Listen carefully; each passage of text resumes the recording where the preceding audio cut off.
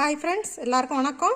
நான் இன்றைக்கி மீனா விளாக்ஸ்லேருந்து பேசுகிறேன். இன்றைக்கி நம்ம வந்து தேங்காய் கேரட்டை வச்சு ஒரு சூப்பரான போளி எப்படி செய்யலான்னு பார்க்கலாம். வாங்க வீடியோக்குள்ளே போகலாம். அதுக்கு முன்னாடி நான் வந்து ஒரு கேரட் எடுத்து வச்சுருக்கேன். இது வந்து 100 கிராம் உள்ள கேரட் எடுத்து வச்சுருக்கிறேன். இதுக்கு வந்து 100 கிராம் அளவுக்கு உள்ள தேங்காய் பூ இதெல்லாம் எடுத்து வச்சுருக்கேன். வெள்ளமெல்லாம் எடுத்து வச்சுருக்கேன். இது வந்து நம்ம கப்பால் அளந்து போட்டுக்கலாம். இப்போ நம்ம வந்து அது எப்படி செய்யலாங்கிறது பார்க்கலாம். மைதா மாவு 1 கப்பு எடுத்து வச்சுருக்கிறேன். ஏலக்காய் அதுக்கு 4 எடுத்து வச்சுருக்கேன். நெய் கொஞ்சம் வச்சுருக்கேன். மஞ்சத்தூள் வெல்லம் இதுக்குள்ளது வச்சுருக்கிறேன். ஒரு சிட்டிகை சால்ட்டு சேர்த்துக்கலாம். இப்போ நம்ம அதை எப்படி ஃபஸ்ட்டு ஆரம்பிக்கலாங்கிறத பார்க்கலாம். வாங்க வீடியோக்குள்ளே போகலாம். இப்போ ஃபஸ்ட்டு 1 கப் மைதா இதில் சேர்த்துக்கலாம். 1/4 டீஸ்பூன் மஞ்சத்தூள் சேர்த்துக்கலாம். 1/4 டீஸ்பூன் சால்ட்டு சேர்த்துக்கலாம். இப்போ இதில் வந்து நம்ம கொஞ்சமாக ஒரு 1/4 டீஸ்பூனுக்கு கூட கம்மியாக நம்ம வந்து நெய் சேர்த்துக்கலாம். இதை நல்லா நம்ம கலந்து கொடுத்துக்கலாம். இப்போ மாவை வந்து நல்லா எல்லாம் கிளறி விட்டாச்சு. இப்போ இதில் வந்து கொஞ்சம் கொஞ்சமாக தண்ணி ஊற்றி நம்ம பிசைஞ்சுக்கலாம்.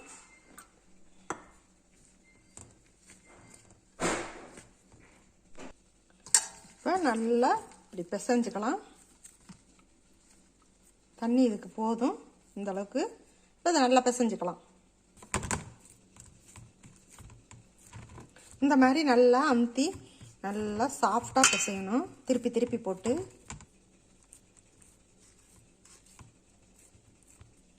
இப்போ ஒரு 1/4 டீஸ்பூன் நெய் சேர்த்துக்கலாம்.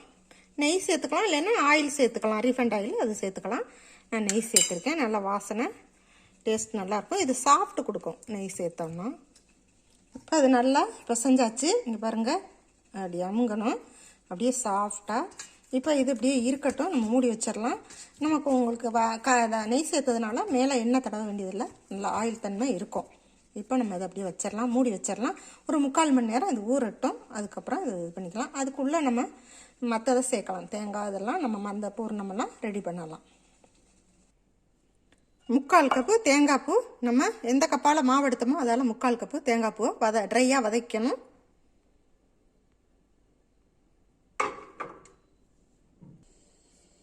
இது நல்லா ட்ரையாக ஒரு வறுத்துக்கலாம்.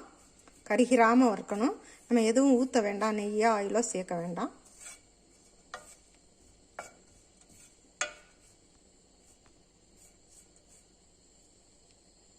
இப்போ இது நல்லா சலசலன்னு வறுவிட்டுருச்சு. இப்போ இதை எடுத்து மிக்ஸி ஜாரில் போட்டுக்கலாம். ஒரு கேரட்டு துருவுனது, பெரிய கேரட்டு சின்ன கேரட்டுங்கிறது அளவில் ஒரு கேரட்டு மீடியம் சைஸாக உள்ளது. இதையும் விதைக்கலாம். இப்போ இதை வந்து நம்ம எதுவும் ஆயிலெலாம் எதுவும் சேர்க்கலாம். சும்மாவே ட்ரையாக வதக்கலாம். வதங்கட்டும். ஒரு அரை வெக்காடு வதங்கினா போதும்.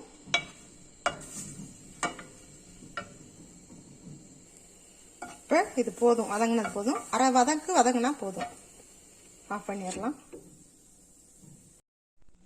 இப்போ மாவை வந்து நல்லா எல்லாம் கிளறி விட்டாச்சு. இப்போ இதில் வந்து கொஞ்சம் கொஞ்சமாக தண்ணி ஊற்றி நம்ம பிசைஞ்சுக்கலாம்.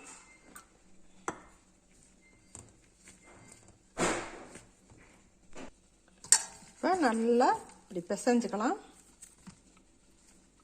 தண்ணி இதுக்கு போதும். இந்த அளவுக்கு இப்போ இதை நல்லா பிசைஞ்சுக்கலாம். இந்த மாதிரி நல்லா அமுத்தி நல்லா சாஃப்டாக பிசையணும். திருப்பி திருப்பி போட்டு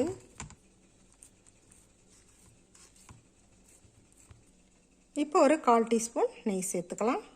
நெய் சேர்த்துக்கலாம், இல்லைன்னா ஆயில் சேர்த்துக்கலாம். ரீஃபைண்ட் ஆயில் அது சேர்த்துக்கலாம். நான் நெய் சேர்த்துருக்கேன். நல்லா வாசனை டேஸ்ட் நல்லாயிருக்கும். இது சாஃப்ட் கொடுக்கும் நெய் சேர்த்தோம்னா. இப்போ அது நல்லா பிசைஞ்சாச்சு. இங்கே பாருங்கள், அப்படி அமுங்கணும் அப்படியே சாஃப்டாக. இப்போ இது இப்படியே இருக்கட்டும். நம்ம மூடி வச்சிடலாம். நமக்கு உங்களுக்கு நெய் சேர்த்ததுனால மேலே எண்ணெய் தடவ வேண்டியதில்லை. நல்லா ஆயில் தன்மை இருக்கும். இப்போ நம்ம அதை அப்படியே வச்சிடலாம், மூடி வச்சிடலாம். ஒரு 3/4 மணி நேரம் இது ஊறட்டும். அதுக்கப்புறம் இது பண்ணிக்கலாம். அதுக்குள்ளே நம்ம மற்றதை சேர்க்கலாம். தேங்காய் இதெல்லாம் நம்ம அந்த பூர்ணமெல்லாம் ரெடி பண்ணலாம். 3/4 கப்பு தேங்காய் பூ, நம்ம எந்த கப்பால் மாவு எடுத்தோமோ அதால் 3/4 கப்பு தேங்காய் பூவை ட்ரையாக வதக்கணும்.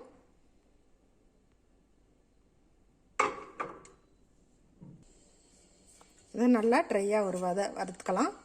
கருகிராமல் வறுக்கணும். நம்ம எதுவும் ஊற்ற வேண்டாம். நெய்யோ ஆயிலோ சேர்க்க வேண்டாம்.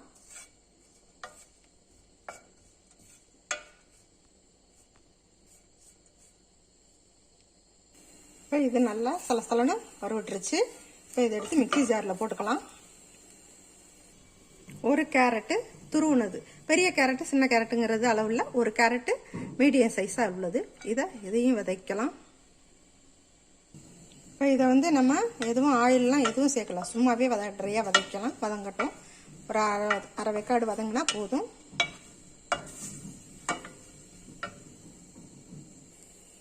இப்போ இது போதும், வதங்கினது போதும். அரை வதங்கினா போதும். ஆஃப் பண்ணிடலாம். இப்போ இதுக்குள்ள அந்த மிக்ஸி ஜாரில் தேங்காய் போட்டோம் வதக்குனதை, அது ஆறிடுச்சு. இதில் 4 ஏலக்காய் சேர்த்துக்கலாம். இதில் அரை கப்பு வெல்லம் இதோட சேர்த்துக்கலாம். இதை அரைச்சிக்கிட்டு வரலாம் மிக்சியில். இப்போ அரைச்சிக்கிட்டு வந்தாச்சு. இந்த விழுது இதை நம்ம வந்து இதில் தனியாக எடுத்துக்கலாம். பாருங்கள், நல்லா அரைப்பட்டுருச்சு. இப்போ ஈவனாக சேர்றதுக்கு தான் நம்ம அடிச்சிருக்குது. இப்போ இதுக்கு எடுத்து மாற்றி வச்சாச்சு. நம்ம அந்த தேங்காய், வெல்லம், ஏலக்காய். இப்போ நம்ம வதக்கி வச்சுருக்க இந்த கேரட்டு துருவலையும் இதில் போட்டுக்கலாம். இது நல்லா ஈவனாக கிளறி கொடுத்துக்கலாம். நம்ம மிக்சியில் போடக்கூடாது, போட்டோம்னா அப்படியே அது டேஸ்ட்டே வேறு மாதிரி போயிடும். அதனால் இது உதிரியாக தான் இருக்கணும். இதோட சேர்ந்து வரணும். நமக்கு பிடிச்சி உருட்டுற மாதிரி வரணும். அப்படி இந்த மாதிரி அதை நல்லா பெசரி கொடுத்துக்கலாம்.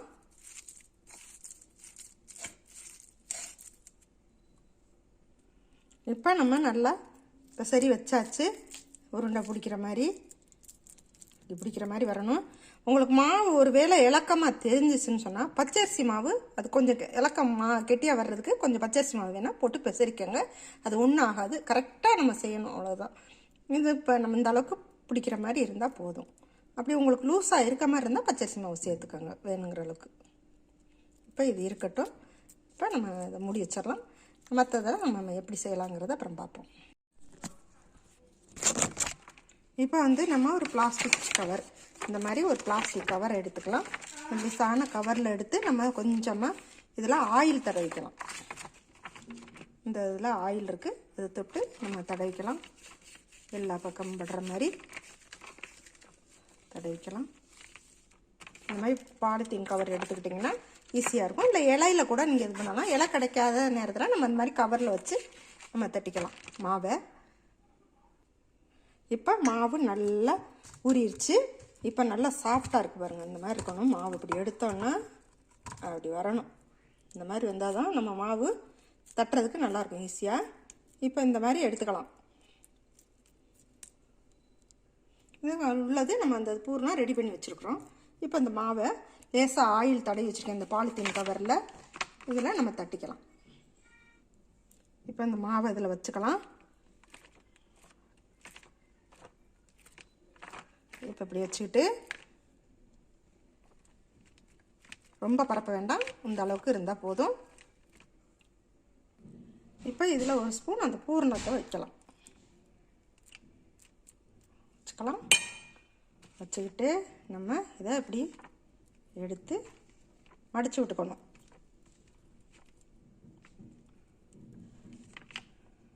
எல்லாத்தையுமே இப்படி நம்ம மடிச்சுக்கலாம். கரெக்டாக இருக்கும். நம்ம வச்ச பூர்ணத்துக்கும் இந்த மாவுக்கும் கரெக்டாக இருக்குது பாருங்கள். இப்போ இதை எடுத்து எப்படி திருப்பிக்கிறோம்.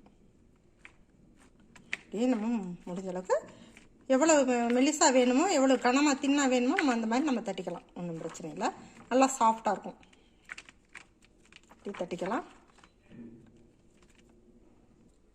இப்போ நல்லா முடிஞ்ச அளவுக்கு பரப்பி விட்டாச்சு. நம்ம தேக்கி தள்ள லேசாக வரும், மெல்லிசாக தான் வரும்.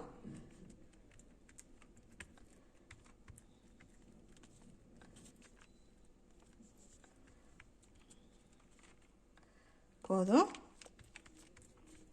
நம்ம எண்ணெயை தொட்டுக்கிட்டு தான் தடவணும். இதை வந்து மாவை வந்து தட்டணும். அவ்வளோதான். இப்போ தோசைக்கல் காயட்டும். இப்போ தோசைக்கல் காஞ்சிக்கிட்டு இருக்கு. அதில் ஒரு ஸ்பூன் ரீஃபண்ட் ஆயில் தடவிக்கலாம். காயட்டும். கல் காஞ்சிருச்சு. நம்ம இதை அதில் போட்டுக்கலாம்.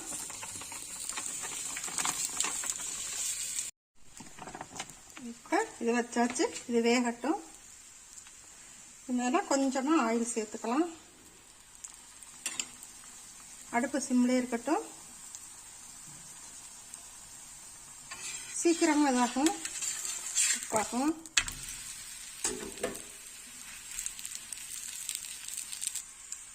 வெந்துக்கிட்டு இருக்கு. இது அவ்வளோ ரொம்ப டேஸ்ட்டாக இருக்கும், நல்லா ஹெல்த்தியானது. இந்த மாதிரி செஞ்சு கொடுங்க.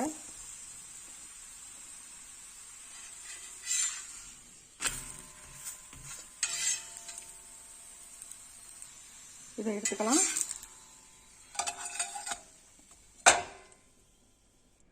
இப்போ அடுத்ததையும் நம்ம அதை இது பண்ணிக்கலாம். நல்லா தைச்சிருக்கு.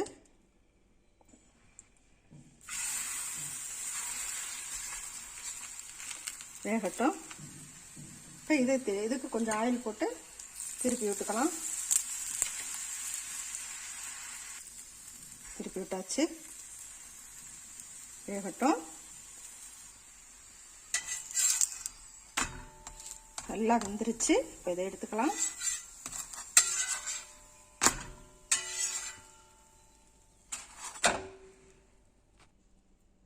வாங்க, இப்போ நம்ம சூப்பரான கேரட்டு கோகோனட் வச்சு தேங்காய் பூ வச்சு ஒரு சூப்பரான போளி செஞ்சு வச்சாச்சு.